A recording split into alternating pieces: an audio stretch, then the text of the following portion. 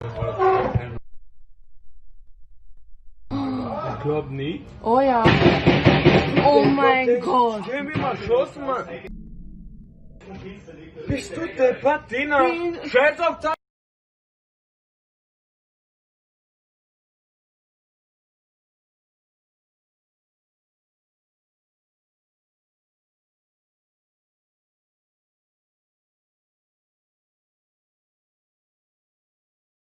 Los ist?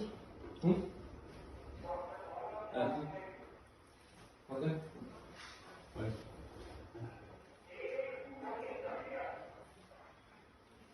Ja.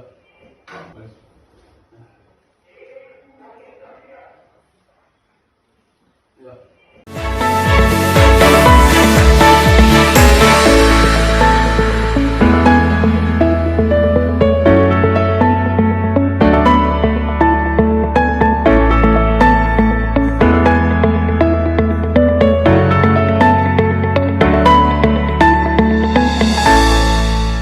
Para pemirsa channel Kupas, kita berjumpa kembali dalam pembahasan soal-soal sosial keagamaan. Pada kesempatan kali ini kami akan membahas peristiwa teror di Wina, Austria pada 2 November waktu setempat atau 3 November Rabu malam waktu Indonesia. Menurut laporan live dari CNN yang baru kami saksikan, ada 4 orang meninggal akibat serangan teror tersebut, 22 orang terluka, sebagiannya dalam kondisi kritis. Polisi menurut laporan telah menangkap 1 orang pelaku, tapi aparat keamanan masih mencari dan meyakini bahwa ada pelaku lain, karena berdasarkan saksi mata ada tembakan atau suara-suara tembakan dari tempat-tempat lain. Pelaku tersebut menurut laporan BBC seorang pemuda keturunan Makedonia, warga Austria, yang pada beberapa tahun lalu sempat ditahan saat akan melakukan perjalanan ke Suriah. Dan bahkan aparat keamanan Austria sempat menahan orang ini yang baru dibebaskan pada Desember tahun lalu. Serangan di Austria ini menyusul beberapa serangan teror di Perancis, sebagaimana yang telah kami bahas dalam video sebelumnya. Ada serangan di Nice, di gereja, sebuah gereja yang mengakibatkan 3 atau 4 orang meninggal. Lalu juga pemenggalan terhadap seorang guru sekolah menengah di pinggiran Paris, yaitu Samuel Paty, yang juga dilakukan oleh warga Prancis asal Ceknya, maksudnya imigran. Serangan di Nice juga dilakukan oleh imigran dari Tunisia. Nah, Ustaz, ada fenomena yang sebenarnya bukan baru, tapi terjadi berulang setidaknya sejak 2015, penyerangan kantor redaksi Charlie Hebdo, lalu juga ada teror di berbagai tempat di Prancis khususnya dan di beberapa negara di Eropa. Terakhir ini adalah Austria. Bagaimana menurut pandangan antum?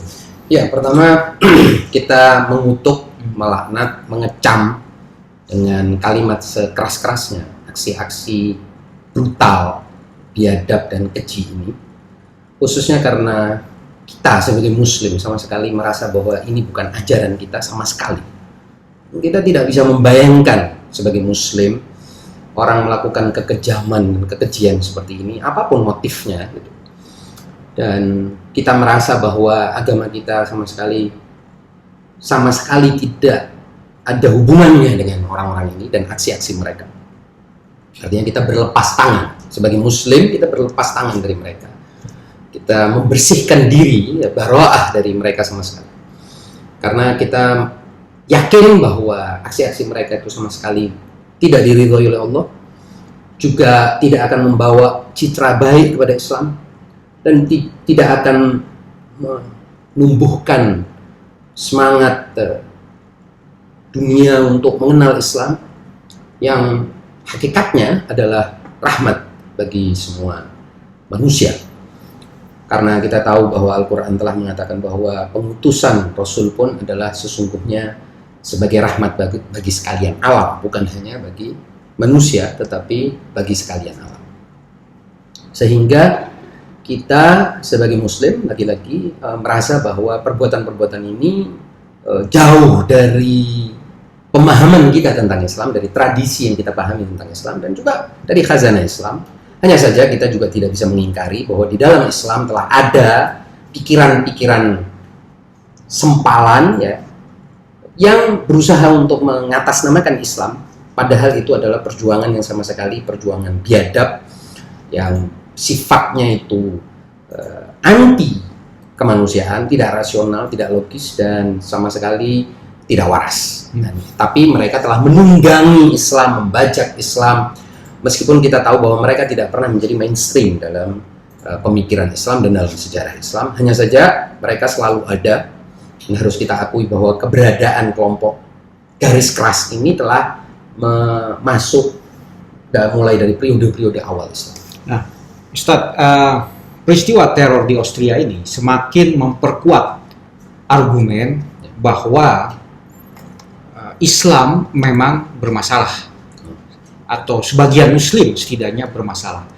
Macron sudah mengajukan undang-undang anti separatisme agama yang di dalamnya adalah bagaimana keinginan Prancis, seperti diungkapkan oleh Macron sendiri, untuk membangun Islam yang sesuai dengan semangat Enlightenment Eropa.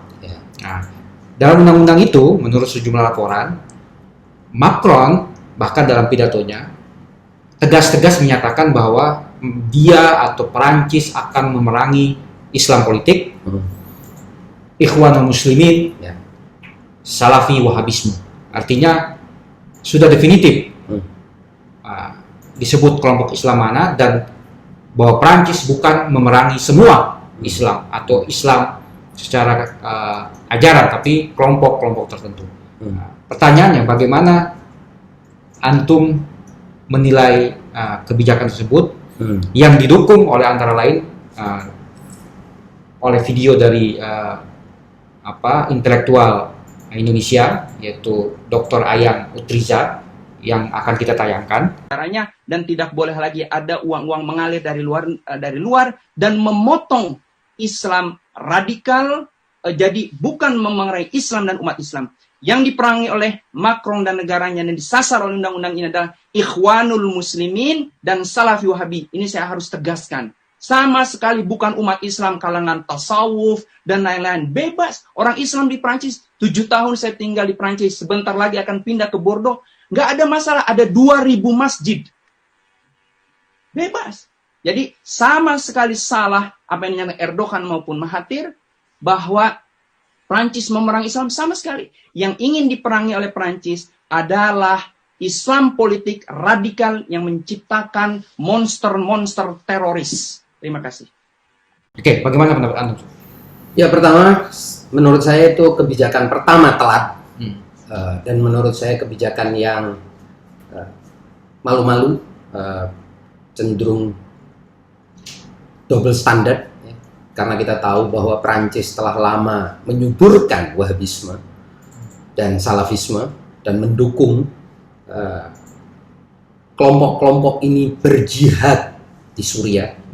Prancis yang saya maksud adalah pemerintahan mulai dari Sarkozy, kemudian dilanjutkan oleh François Hollande, dan sekarang oleh Macron. Artinya Prancis dalam 15 tahun terakhir ini adalah Prancis yang mendukung kelompok-kelompok ini dan ideologi mereka untuk merangsek, merusak Suriah, Irak, dan Lebanon, dan juga menutup kelompok-kelompok Islam atau intelektual yang berusaha untuk menyebarkan Islam yang toleran. Kita tahu misalnya orang seperti Tariq Ramadan adalah orang yang menyebarkan Islam yang moderat, tapi menurut laporan-laporan yang kita terima justru mengalami kriminalisasi di pengadilan Prancis dan juga di Swiss. Artinya orang-orang yang toleran justru tidak diberikan kesempatan untuk berbicara atas nama Islam. Bahkan dia dianggap dekat dengan Iran, dan kemudian sejumlah media yang berafiliasi dengan Tariq Ramadan di berangus dan lain sebagainya. Intinya kalau saya melihat, kalau memang mereka mau jujur, mereka harus memulai kebijakan itu secara politik dulu. Artinya kebijakan itu harus diterapkan, diimplementasikan dalam sikap mereka terhadap dunia Islam. Bukan di satu sisi mereka menyatakan memerangi Wahabisme, memerangi Salafisme, tetapi mendukung negara yang menjadi induksma Wahabisme dan Salafisme di dunia, dan kita tahu itu adalah Arab Saudi. Bagaimana Tidak bisa kita menerima adanya standar ganda seperti ini. Jadi ini harus kita ekspresikan secara jelas lah, bahwa bagaimana sih Anda ini di satu sisi bisa mengatakan bahwa Anda mau memerangi Wahabisme, Salafisme, Ikhwan Muslimin dan lain sebagainya, tapi Anda berhubungan baik dengan negara-negara yang mengekspor ideologi itu ke Eropa.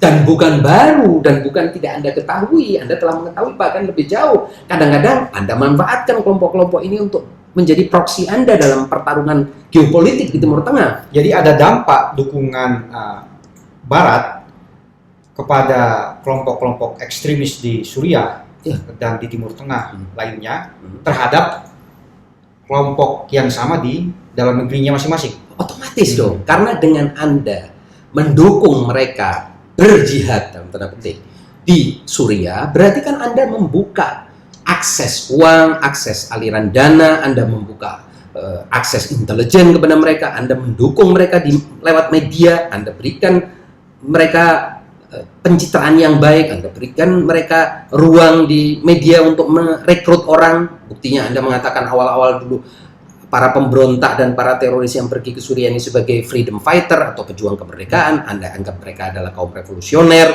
Anda dukung mereka melalui dana, Anda kampanyekan mereka di forum-forum internasional untuk menggalang dukungan kepada mereka. Anda biarkan kelompok-kelompok teroris ini mengakses dunia Islam, mengakses remaja Islam di dunia untuk direkrut pergi ke Suriah. Ini tidak bisa kalau kita biarkan. Ini kita bilang bahwa ini sebuah sebuah siuman yang mendadak, juga kita mencurigai bahwa ini orang yang baru tertampar atau apa. Saya kira Macron atau Prancis atau Barat secara keseluruhan harus paham bahwa ini bukan fenomena baru. Ini fenomena sudah ada sejak ribuan tahun dalam dunia Islam. Jadi kalau menggunakan istilah Pak Ayang tadi, yang menciptakan monster-monster teroris ini ya ada peran Barat juga gitu ya. Bagaimana tidak, dan itu sudah diakui. Misalnya nanti mungkin Anda bisa kutip dari seorang seperti Karen Armstrong yang jelas-jelas menyatakan bahwa ada andil Barat dalam penyebaran Wahabisme ke seluruh dunia, bukan hanya ke ke dunia Islam, tapi ke seluruh dunia. Kita tahu misalnya institusi-institusi atau yayasan-yayasan Islam yang didanai oleh Wahabi, didanai oleh Saudi, oleh Uni Emirat, oleh Qatar, ini yang mendapatkan tempat di Eropa dan juga di Amerika. Artinya kan ada kerjasama terselubung di satu sisi antara mereka, antara elit di Barat ini dengan kelompok-kelompok teroris, yayasan-yayasan Wahabi ini. Tetapi di sisi lain mereka mau memerangi ideologinya. Ini kan gimana ya? Seperti Anda bicara, di satu sisi Anda mau memerangi, tapi di sisi lain Anda dukung. Nah, kemudian ketika Anda betul-betul ditampar dan Anda mendapatkan sebenarnya hanya sedikit sekali korban yang mati dari warga-warga ini, meskipun kita kutuk semua aksi itu, dibandingkan dengan apa yang mereka kelompok-kelompok teroris ini lakukan, ISIS di dunia Islam, di Suriah, dan saya kira yang di sebelah dunia Islam ini jarang diberitakan, atau kalaupun diberitakan sangat kecil porsinya. Kita tahu berapa ratus ribu orang yang mati di Suriah akibat pertempuran yang dilakukan oleh ISIS. Bahkan ISIS dan Jabhatun Nusrah misalnya, ini yang dua-dua sama-sama faksi Islam garis keras ini kan saling bunuh di antara mereka. Menurut catatan koran Al-Akhbar di Libanon itu jumlahnya lebih dari 60.000 orang mati. Apakah Anda ingin mengatakan bahwa kalau orang-orang ini mati dan saling bunuh di negara orang boleh, tapi jangan bunuh di negara kami. Apakah Anda ingin mengatakan begitu? Ini kan yang saya bilang, standar ganda yang sedang dibangun, bahwa ada yang jangan sampai pertumpahan darah di negeri kami, tapi silahkan kalau mau bertumpah, mau berperang di negeri orang, bila perlu kita dukung. Nah, ini kan bukan kebijakan yang manusiawi. Saya mencurigai bahwa kebijakan ini hanya siuman, dan ada kekhawatiran bahwa itu cuma sekedar untuk agenda politik, motif politik. Tapi kalau memang benar, harapannya itu benar, bahwa Barat itu sadar ada wajah Islam radikal yang sangat sempalan, kecil, tapi nyaring ini sama-sama harus kita hadapi, ya syukur alhamdulillah. Tapi kalau ini cuma permainan politik dalam rangka untuk misalnya kampanye pemilu tertentu atau apa seperti yang sebagian orang katakan, ya, ini akan berulang lagi, karena ini kan bukan baru. Gelombang teror itu kan kita tahu di London pernah terjadi, di Spanyol pernah terjadi, di berbagian di Belgia dan macam-macam negara Eropa sudah terjadi. Bahkan semua ini kan sebetulnya dimulai dari apa yang disebut sebagai 9/11 ya. Sejak 9/11 sampai sekarang, apakah negara-negara Barat ini berhasil mengunci mati aliran dana dari negara-negara Timur Tengah yang mengekspor Islam garis keras ke seluruh dunia, bahkan juga dunia Islam dan juga Barat? Apakah mereka mengunci aliran dana itu? Ternyata tidak. Jadi aliran dananya boleh, kalau nanti mereka melakukan teror di negara Muslim boleh, tapi ketika mereka melakukan teror di negara sendiri, baru mereka mau melakukan kebijakan. Ya, anggaplah mereka sudah sadar. Pemimpin-pemimpin Eropa sudah siuman, meskipun telat tadi seperti Anda bilang. Ya. Anggaplah demikian. Nah, apakah telat kebijakan? dan menurut saya bukan hanya telat, tadi saya bilang malu-malu kucing. Artinya kalau Anda sudah tahu dari mana sumbernya, ya sumbernya matikan, sumbernya tutup. Ya, anggaplah sekarang sudah berniat untuk melakukan itu, merevisi kebijakan. Anggaplah demikian. Apakah itu masih, apakah kebijakan itu punya peluang besar untuk mematikan tanda kutip jaringan-jaringan Islam atau Muslim ekstremis? Saya kira kebijakan itu tidak bisa melulu bersifat ekonomi politik atau bersifat materialistik ya semata-mata. Kebijakan untuk meminimalisir aliran-aliran garis keras ini itu harus merupakan kombinasi dari kebijakan di satu sisi yang bersifat material, yaitu kebijakan ekonomi politik, menghambat akses dana kepada mereka di satu sisi, kemudian juga menutup saluran media mereka, juga mengunci akses mereka ke panggung-panggung politik.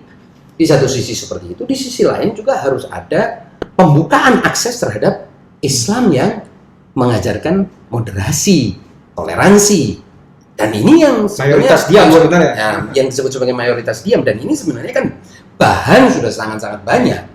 Jangan Anda bilang, itu perdebatan teologis itu sudah lama. Itu bagaimana ceritanya Anda bicara ini perdebatan teologis, Anda tidak pernah mau otak-atik, tidak Anda mau sentuh, bahkan cenderung Anda singkirkan ya dari ruang publik, dari minimal ruang publik internal Islam. Tetapi di sisi lain Anda mau memberangus dengan cara Anda sendiri, itu tidak bisa. Jadi biarkan ulama Islam yang berkompeten untuk memetani ya, meneliti teks-teks ini, kemudian mengekstraksi bagian-bagian yang dapat menyuburkan ajaran dan aliran garis keras, kemudian mengeluarkan itu dari teks-teks dan memberikan ulama yang kompeten ini akses seluas-luasnya dan juga waktu, peluang, kesempatan yang seluas-luasnya untuk mereka menunjukkan. Gitu. Jangan sampai dibuat yang kelompok toleran ini disingkirkan dari media, dari ruang publik, dan dimarginalisasi, tetapi yang salafisme ini ditampilkan di publik. Dan ya sayangnya untuk motif politik, artinya motif hubungan dengan negara-negara tertentu di Timur Tengah. Saya kira kalau tidak ada double standar, harusnya dua-duanya berjalan secara seiring. Artinya kombinasi. Jadi kombinasi kebijakan material berupa serangkaian kebijakan ekonomi politik untuk menghambat Islam politik yang menggunakan radikalisme untuk panggung politik, ya.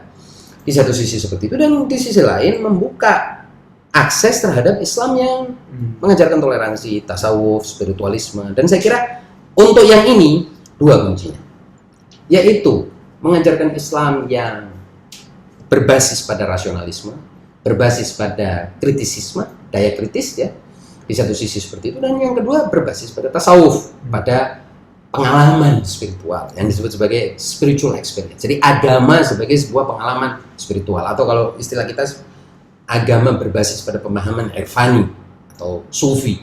Ini yang akan secara total menggeser kelompok-kelompok garis keras ini. Nah, beberapa kajian juga mengatakan bahwa sebagian besar Muslim di Eropa, terutama di Perancis, itu termarginalisasi secara sosial dan ekonomi. Mereka hidup di wilayah-wilayah pinggiran kota-kota seperti Paris, Lyon, Nice, yang inner city itu kumuh, melarat dan sebagainya. Dan terbukti beberapa pelaku teror itu berasal dari lingkungan tersebut. Nah, apakah pencerahan tadi cukup untuk menetas atau meretas ekstremisme atau radikalisme? Ya, saya kira seperti semua problem sosial lainnya dan problem manusia pada umumnya, itu kan tidak bisa pendekatan satu dimensi. Harus pendekatan multidimensional. Sama seperti ketika kita bicara pembangunan negara misalnya, ya, pembangunan di Indonesia lah misalnya, kan dulu kita mengalami era yang disebut sebagai era pembangunan. Cuman kenapa era pembangunan itu gagal? Karena era pembangunan hanya bersifat fisik. Membangun bangsa, membangun masyarakat tidak bisa hanya sekedar fisik. Sebagaimana juga ketika Anda mau melawan ideologi radikal, tidak bisa hanya dengan kekerasan, tidak bisa hanya dengan penyingkiran, dan tidak bisa hanya bersifat ideologis semata-mata. Anda harus lakukan juga kesejahteraan. Jadi kombinasi yang seimbang antara berbagai resep gerakan radikalis ini dimanapun di dunia. Radikalisme secara umum dan ekstremisme secara umum itu kan faktornya biasanya faktor tadi Anda sudah sebutkan, kemiskinan ada, faktor kesesatan berpikir juga ada. Karena saya ingat misalnya kita kejadian apa yang terjadi pada awal sejarah Islam, yaitu ketika Khawarij muncul di dunia Islam.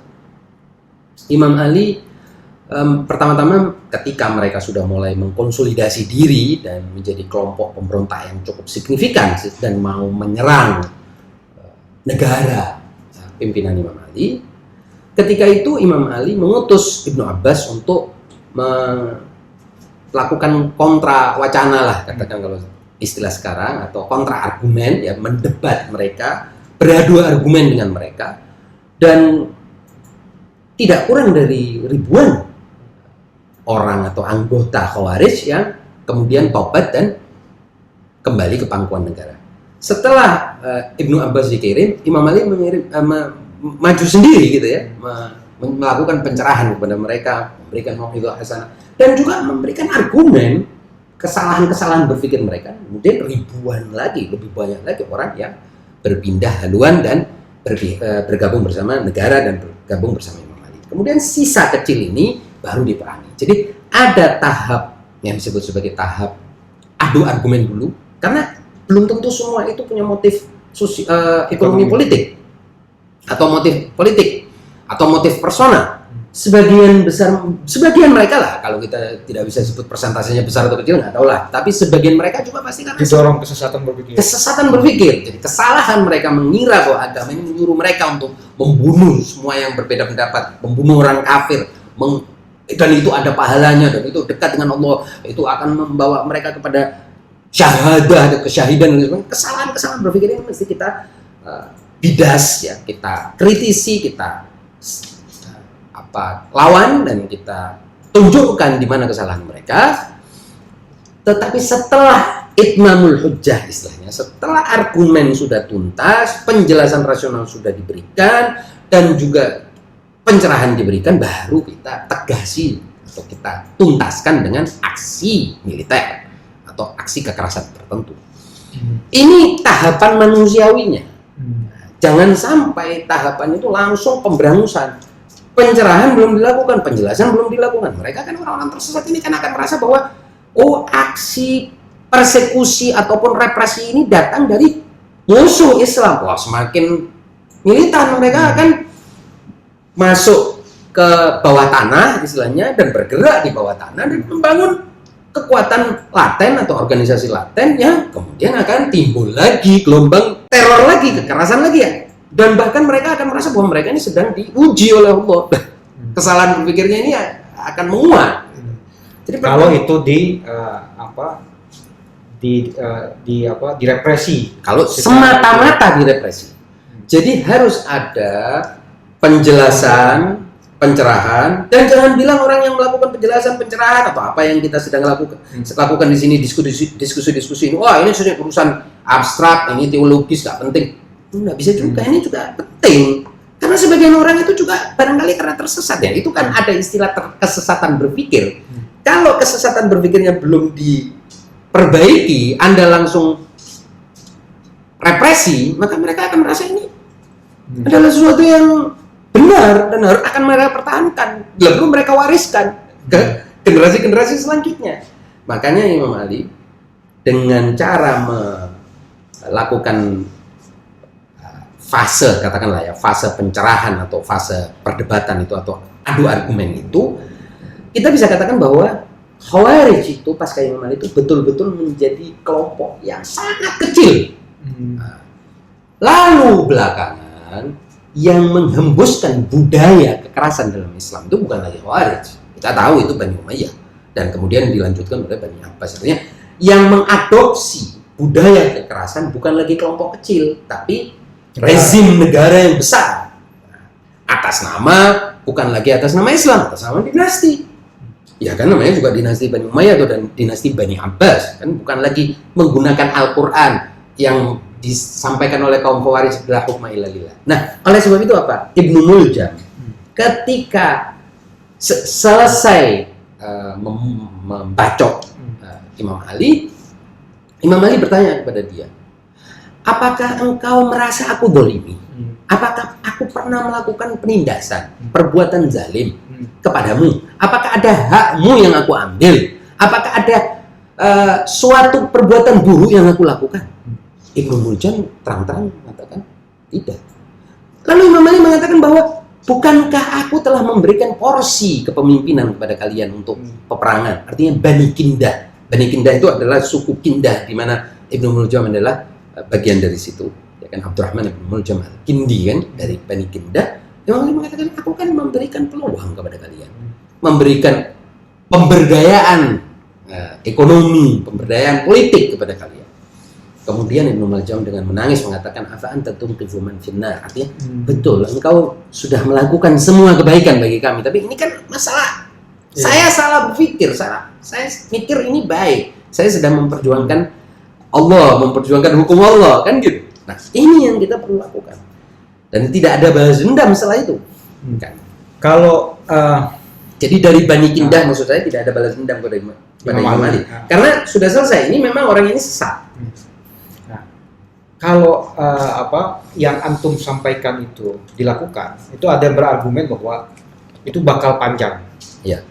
Atau istilahnya kebijakan jangka panjang. Tapi negara butuh atau biasanya keputusan politik itu butuh waktu cepat karena untuk menghadapi situasi yang seperti sekarang seolah-olah dari detik ke detik, dari menit ke menit gitu kan, harus dihadapi kalau begini. Ya. Nah, bagaimana? Saya kira persoalan ekstremisme, persoalan kesesatan berpikir orang tentang agama, persoalan intoleransi, sama seperti persoalan kemiskinan, dia akan selalu ada. Dan tidak ada istilahnya solusi jangka pendek untuk menghabiskan semua persoalan sosial ini. Tidak ada. Oleh sebab itu, negara mesti punya solusi jangka panjang. Solusi jangka panjang ini kan di dalamnya juga ada solusi jangka pendek. Kan ketika kita aiming for the high, itu artinya kita menyasar yang target maksimal, bukan berarti kita meninggalkan yang minimal. Tapi kalau kita minimal, kita akan menuai jangan-jangan problem lebih besar di jangka panjang, artinya lebih besar lagi kekacauan yang akan timbul ketika ada perasaan dendam, ada perasaan bahwa mereka dipersekusi secara tidak adil, ada penindasan, ada penghinaan terhadap Islam. Nah, ini akan menuai badai yang lebih besar di kemudian hari, yang sekarang ini sedang kita rasakan dari ungkapan-ungkapan si Macron ini yang tidak bijak. Kalau orang mau bilang bahwa kita nggak bisa mengatakan Macron ini salah, buktinya intelektual Islam, dunia Islam bereaksi yang nyaris satu suara di mana Macron ini menghina Nabi, menghina Islam. Ini kan artinya bahasa yang dipakai oleh Macron ini bahasa yang tidak bijak. Dia ingin barangkali dia ingin berempati, mungkin ya, itu saya sendiri tidak tahu, atau bermain politik lah untuk publik domestik, tetapi dia menuai kebencian, kemarahan, permusuhan dari dunia Islam yang jumlahnya 1 sekian miliar orang.